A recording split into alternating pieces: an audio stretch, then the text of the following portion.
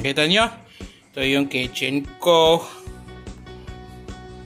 Tayo po ay maghiwa ng mga lamas. Yan, yan. Nihihiwa ko po ito. Yan. Lahat nire-ready ko po sa aking luluto ay mga mino bugas. So, pag maluto ito, sarap. Tatlong putahe po ito. Insha'Allah. Abangan niyo po kung ano ang lutuin ko. Yan. Kasi hindi natin na-update yung yung dato untay mino. So, marami rin nagre-request ko yung mga lutong mga lutong maranang, mga lutong kakaiba, mga lutong eksperimento.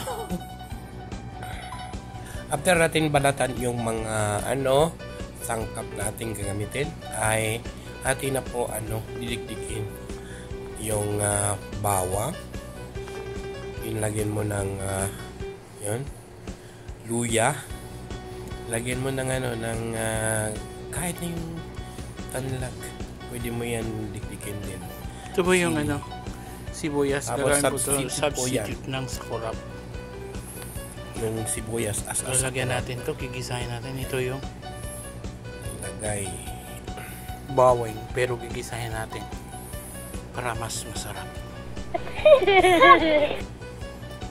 Then after that one, lagyan ng konting asin at simula ng dikdikin. At pag nadikdik na yan, ay itabi mo na. Ilagay ang shredded coconut na luto po yan actually. Ilagay sa kalan. Ihalo ang luya. Ihalo ang kagoko, bell pepper, kakoko. Ilagay ang sili at pagkatapos ng tanlag.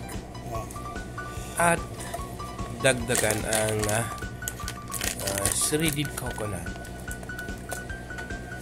Ayan po yan. Nakaluto po yan. Yan. So, after that one, ilagay ang dahon ng laurel, kami, marano. After, ilagay ang sibuyas. Take note, maraming sibuyas. Maraming sibuyas. So, ihalo ang sliced tuna na isda. Yan.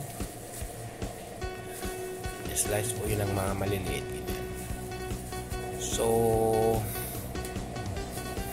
pag nailagay na, yan. Yan siya, lagyan ng asin uli ng konti-konti. Ayan. Damihan ng konti. Din lagyan ng turmeric. Yun po ay kalawag. Para po yan sa antioxidant at saka para magandang tingnan. At maging yellow.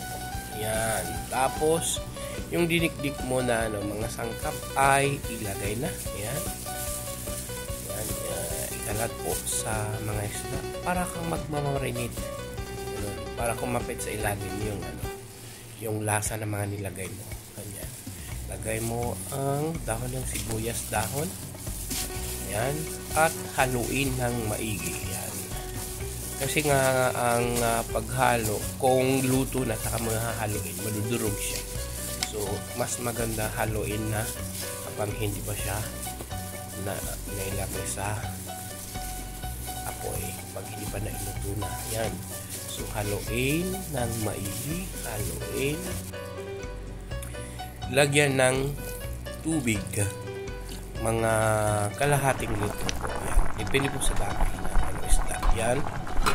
Yan po ay medyo luto na. Unang salang po yan. So, itatabi mo yan.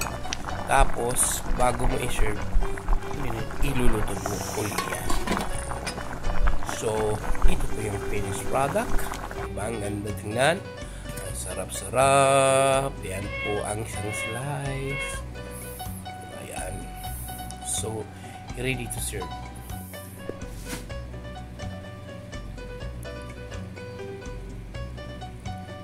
Yan, promise. Super yummy po kasi.